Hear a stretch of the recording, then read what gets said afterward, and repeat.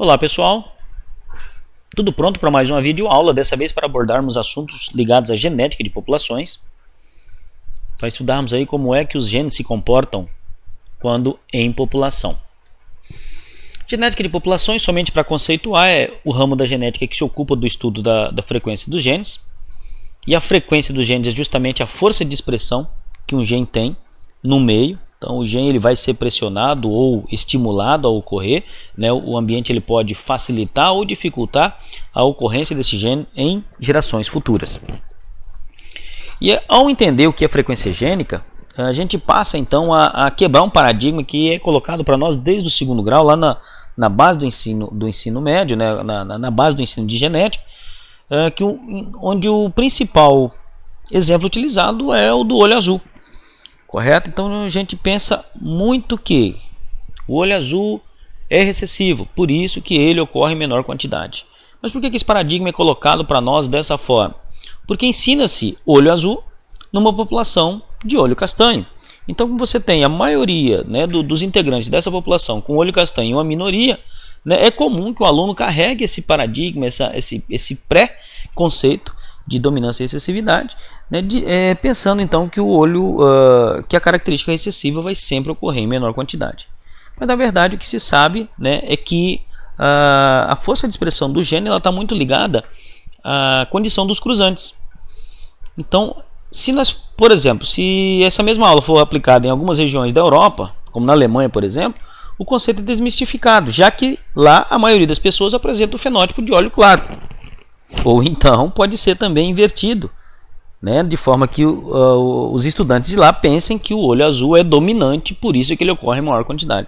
Então, só para quebrar bem esse paradigma, né, para que deixemos bem claro, né, a dominância e recessividade não são fatores isolados que vão determinar a quantidade de vezes em que esse gene vai se multiplicar nas gerações futuras.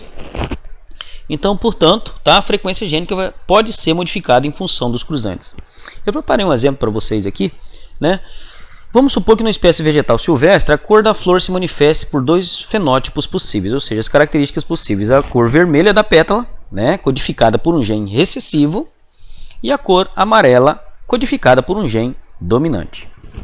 Vamos considerar, né, mais algumas particularidades: que a flor vermelha seja preferencialmente polinizada por pássaros, e a amarela preferencialmente polinizada por insetos. Então são condições que eu inventei aqui, que eu combinei, né, para que seja melhor, para que tente passar de forma melhor a explicação para vocês. Como temos, né, em geral mais insetos do que pássaros, o efeito que pode ocorrer é esse, correto? Poucas flores, né, vermelhas, isso na mesma espécie, pessoal, tá? E mais indivíduos com flor amarela. Por que nesse caso? Porque nós temos aí uma maior facilidade de polinização entre os espécimes de flores amarelas. Como a população de pássaros é menor, a tendência é que a polinização por insetos seja mais eficiente. Então, no princípio de Hardy e Weinberg, essa população, se deixada dessa forma em interação com as demais, no caso de pássaros, de insetos, a tendência é que a frequência dos genes se estabilize, criando então esse princípio de equilíbrio. Mas vamos sugerir agora uma perturbação do meio, correto? Vamos supor que um projeto agrícola foi implantado nas proximidades dessa população, né? E o que pode ocorrer agora, tá? Já que no projeto agrícola a gente teria a necessidade de utilizar inseticidas, né? A tendência é que diminua a quantidade de insetos. E aí a tendência é que o número de flores, né, de plantas com flores vermelhas, comece a sobrepor em relação à amarela, mesmo sendo um gene recessivo. Então era isso que eu queria dizer a vocês. Tá? O ambiente ele pode ser modificado, ele pode se instaurar uma nova condição de equilíbrio genético, né, se de repente sofrer alguma alteração e posteriormente essa população ser então isolada, ser abandonada, e os cruzamentos também forem feitos de forma aleatória, como propõem Hardy e Weinberg. Claro, pessoal, que nesse esqueminha que eu fiz aqui não tem nada de proporção, tá? São somente ilustrações, não existe uma proporção lógica nesses números. Então, portanto, o ambiente vai interferir na manifestação da característica fenotípica, né? E aí vamos lá. Eu estou olhando para essa população agora, correto? Consideramos que o Vzão, vamos considerar o gene Vzão e o Vzinho. O Vzão vai codificar a cor amarela e o Vzinho codifica a cor vermelha. Então vejam bem, se eu tenho aí indivíduos homozigotos recessivos, no caso o vermelho, eu já consigo, só por olhar para a planta, dizer que ela é Vzinho, Vzinho. Já o amarelo, ele pode ser tanto Vzão, Vzão, quanto Vzão, Vzinho. Então, fenotipicamente, só pela observação visual, eu não consigo definir o genótipo da planta. E aí a gente propõe, então, um enunciado, né? Vamos colocar o seguinte: considerando que para uma espécie vegetal, a cor vermelha das pétalas seja codificada por um gene recessivo e seu alelo dominante codifica a cor amarela. Defina a frequência dos genes e o número de indivíduos heterozigotos da população. Então vamos fazer o seguinte, vamos dizer que nós temos aí 100 plantas, correto? E dessas 16 são vermelhas. Essas 16 eu consigo definir. Todas as 16 serão Vzinho, Vzinho. Já as amarelas, como já foi comentado, não é possível definir. Então nós temos aí, né, uma dúvida em relação ao genótipo desses vegetais.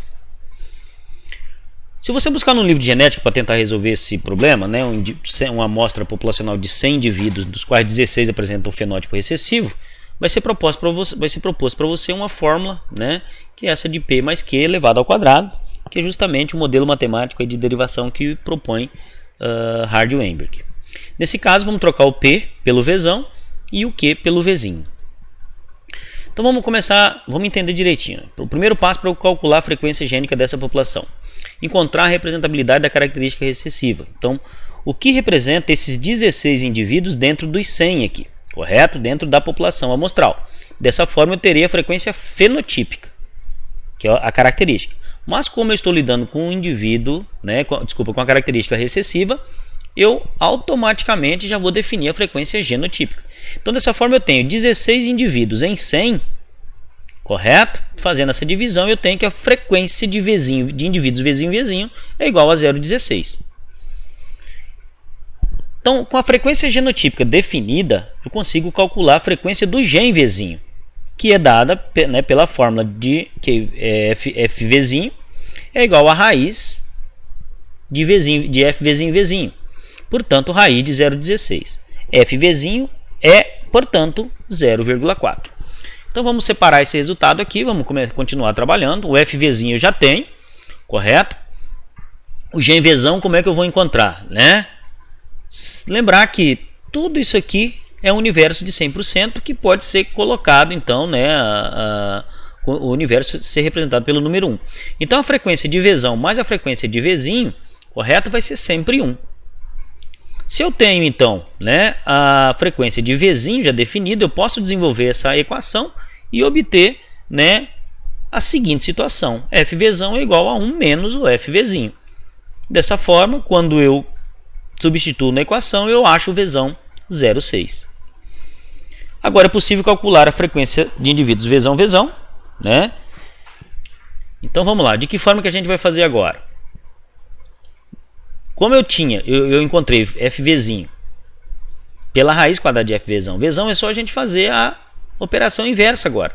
Para eu encontrar Fvzão, Vzão, eu vou elevar o Fvzão ao quadrado. Como eu já tenho Fvzão ao quadrado, Fvzão, então elevando ao quadrado vai dar 0,36. Então agora, né, a gente já sabe qual a frequência de indivíduos homozigoto dominantes. E com esses dados, Fvzão igual a 0,6, Fvzinho igual a 0,4, também é possível encontrar a frequência genotípica de heterozigotos. Mas ainda vamos parar um pouquinho o raciocínio para explicar um negocinho para vocês. Isso aqui merece uma atenção especial. O cálculo de genótipos heterozigotos, tá, ele vai necessitar uma atenção maior pelo seguinte: quando a gente resolve um exercício de cruzamento igual a esse, né, nós temos aí a primeira forma de resolução. Vzão, Vzão, Vzão, Vzinho, Vzão, Vzinho, Vzinho, Vzinho. Na segunda forma de resolução eu tenho, né, Vzão, Vzão, Vzão, Vzão, Vzinho. Aí eu não troquei a ordem do Vzinho propositalmente, correto? conforme ele aparece aqui, ó. E deixo, né, da forma como ficaria. Então, nesse quadro aqui, a gente percebe que o Vzão Vzinho, para efeito de cálculo, ele pode ser tanto Vzão Vzinho quanto Vzinho Vzão.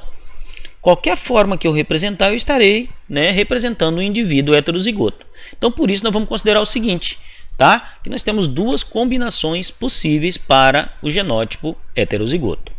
Então, novamente, voltando aqui para o nosso esqueminha, vamos considerar assim, que para eu encontrar o F Vzão Vzinho, né, eu vou ter que multiplicar duas vezes a frequência do Vzão vezes a frequência do Vzinho. Dessa forma, substituindo os valores que nós já temos, nós teremos 2 vezes 0,6 vezes 0,4, chegando ao resultado final de 0,48. Né? Ou seja, a frequência genotípica de heterozigotos é de 0,48. Então vamos recapitular nossos resultados. Eu tenho aqui frequência de Vzão 0,6, frequência de Vzinho 0,4, frequência de Vzão 0,36, frequência de Vzão Vzinho 0,48, frequência de Vzinho 0,16. Com esses dados agora, olha só, se eu projetar agora esses índices na população total, eu chegarei aos resultados de a frequência de indivíduos homozigoto dominantes, 36 indivíduos. Frequência de indivíduos, né, o número de indivíduos heterozigotos, 0,48 vezes 100, que é a população total, 48 indivíduos.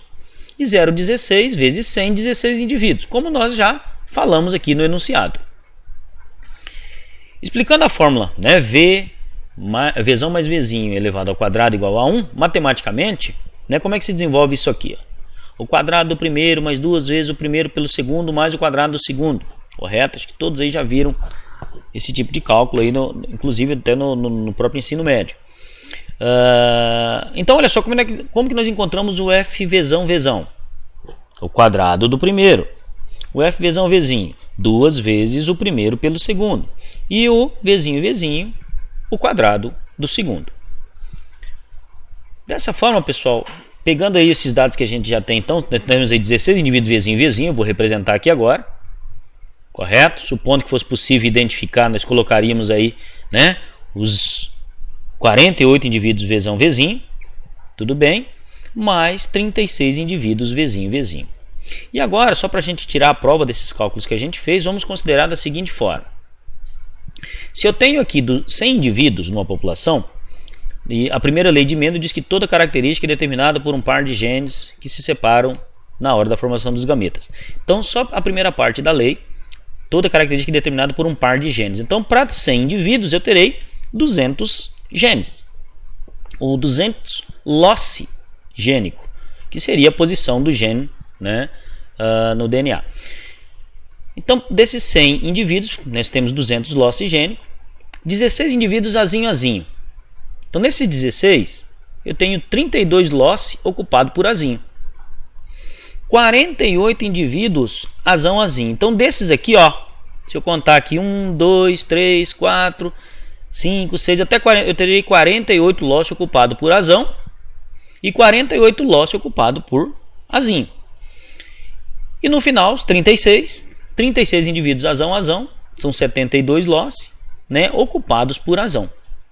Seguindo o raciocínio, nós temos, para G em Vzinho, eu tenho 16 vezes 2, 32 loci, mais os 48 aqui dos heterozigotos, são 80 loci.